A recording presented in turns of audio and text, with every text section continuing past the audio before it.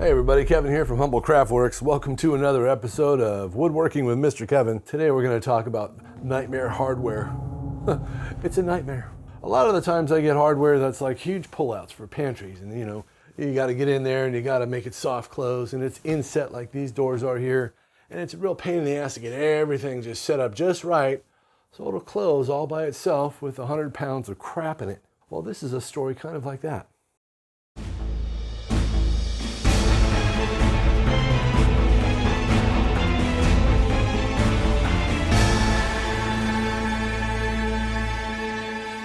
So the client I'm working for now wanted a Le Mans 2 put in the corner cabinet instead of a Lazy Susan. And that's good, because they work really good, except for one problem. So it only seems to be designed for overlaid doors. And this job is all inset doors. So I've used the Le Mans 2 on another project that was an inset door, but that was a long time ago, and I had lots of space.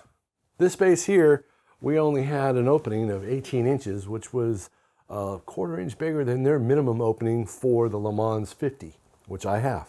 So the Le Mans 2 it's an awesome product. It's very cool. I wish I had one in my house. It comes with little tiny jigs that you're supposed to set things up with and measure over and put marks on stuff and how high everything is and everything. It comes with plenty of destructions, right? Yeah, you just read all this. It's really not in English. It's just more like pictures. So we're going to get into how I went about fixing this problem with the hardware. Not really using the plans, because the plans are crap. They just are.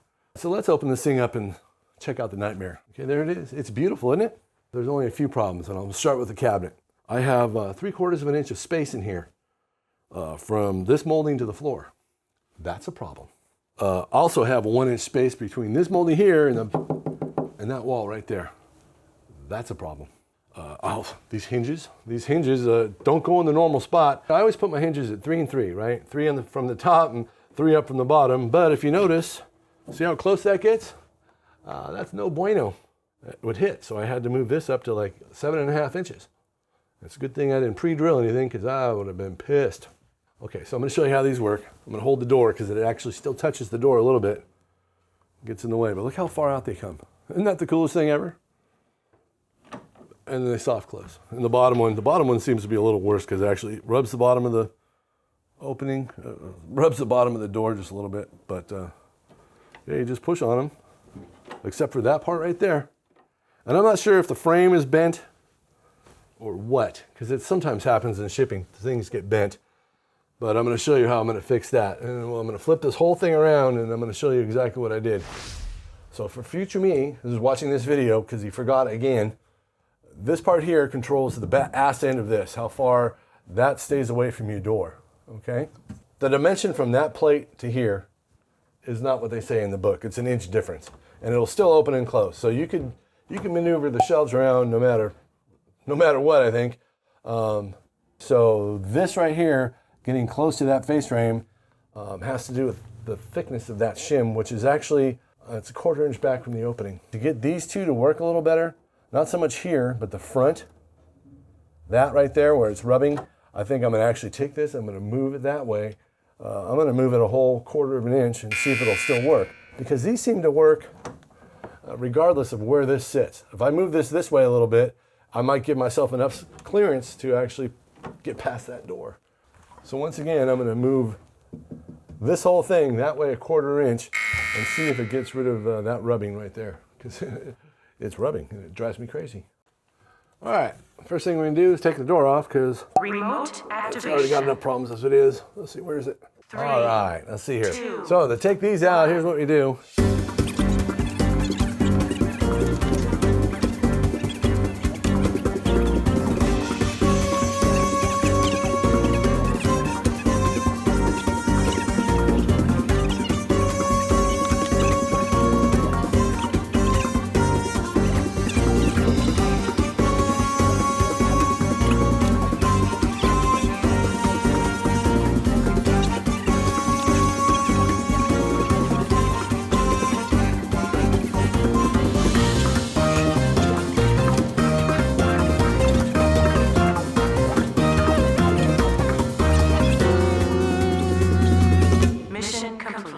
Okay, here we go.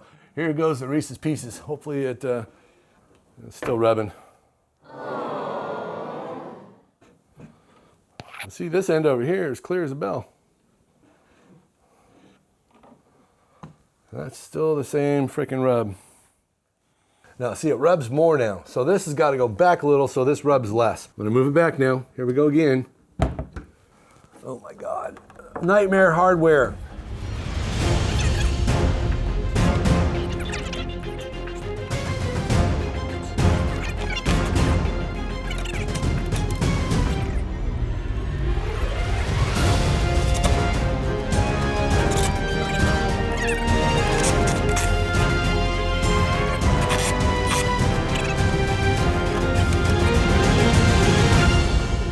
Do is take this out just a little bit. Okay. See, I pushed it back. This has got some space now. It's got enough space to work. Man, put the door back in. It might be this one. We got to take just a little bit off of that. See, that ass end clears perfectly. I think it's this. So this makes that clear. All right, so I have to take this off now.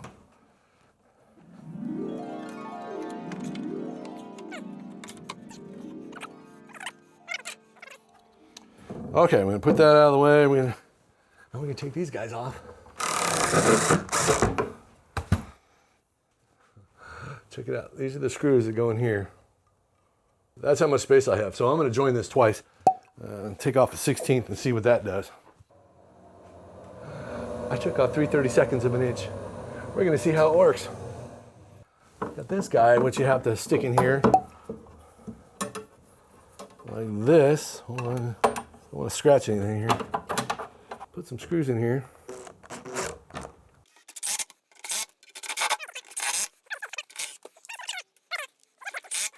All right, we did that part. All right, we're just gonna do the top one like I said before. Relay. Well, the bottom one is the one that rubbed more. That's gonna put that in there. Get that block out of there. You can't even tell. It doesn't really click or anything. It's just little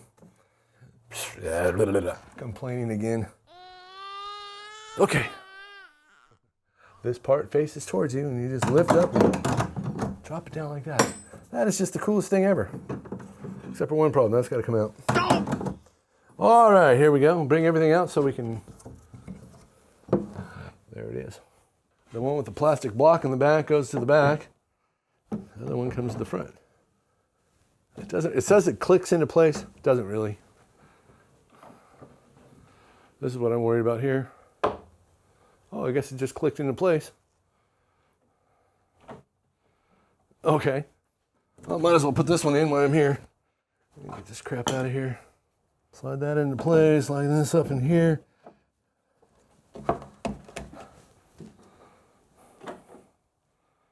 So now this is 3/32 of an inch farther that way now.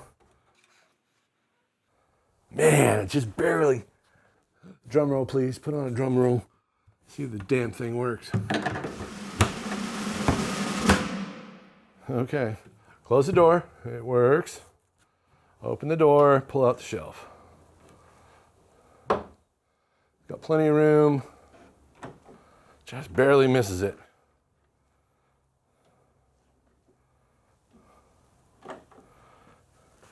It barely misses it.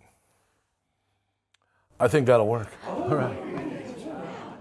It's hot in here, man. All right, well, you saw what I did. I monkeyed around with it. Sometimes when you have hardware that has crappy directions, I mean, people will say, oh, those are perfectly good directions, but it doesn't pertain to this. This is about as close as you're going to get to not working and having to return it.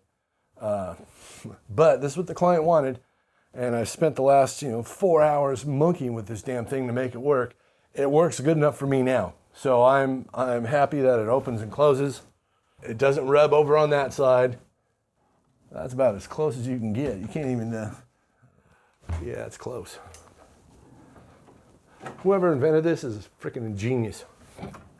But as all directions go, they suck. Almost all these instruction booklets are the same. They're written by engineers that are much smarter than we are and make pretty little pictures that only apply to 4 different things. In the real life, you got to move things around and do things different. If they give us the physics of how things work, you know, you take this bracket and you move it that way, it does this, or you move it in and out, it does that. And the same with the post. If you move the post out, it does this. You move it in, it does that. You move it this way or that way. All this changes. But instead, you saw me have to fiddle fart with it for 4 hours to get it all perfectly right and clear. And I only made it by 1/8 of an inch because this hits by 1/8 of an inch here. And with the door in it, this here only misses that door by 1/8 of an inch. If it would have kept hitting and I couldn't figure it out, I would have had to send this back and get a much smaller shelf than this, which would have been a waste because that fits in there perfectly. And it's always like this. It's never something easy, whether it's a Revis shelf pantry that you have to slide in that's 6 feet tall, like I said before, and get everything all lined up. You get it lined up in the shop and it works, and then you go install it and something's a little twisted and you got to start all over again. So it's kind of a pain in the ass sometimes. And you can't help what clients want. They want what they want, and we just have to make it work. So hopefully that helped you out. All right, I got to get out of these sweaty clothes. Thanks for watching, everybody. Hopefully this helped. If you have a hardware nightmare, just let me know down in the comments below, and we can commiserate together. All right, I'll see you next time. You have an awesome day. See ya. Subscribe now.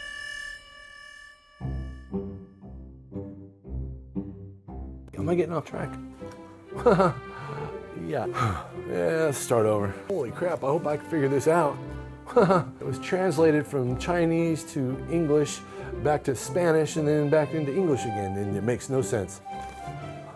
This thing's really important, so don't ever throw it away, even though it looks like it's something to open a car with, you know. You just rip off a truck or something. The only problem is that it just shows what it is and says ×1. There's one of those. Well, that's great. What is it called? No one knows. It's between 13 and 1 inch. It's this far. That was wrong. Use shim. Use one shim. It didn't come with a shim, and I don't know what the hell they're talking about, so I made my own shim. I get too involved in these things. I start talking too much. So sometimes hang. So if you find a better way of doing something, make sure you write it down or make yourself a video like I'm doing right now, so you remember later on. Yeah.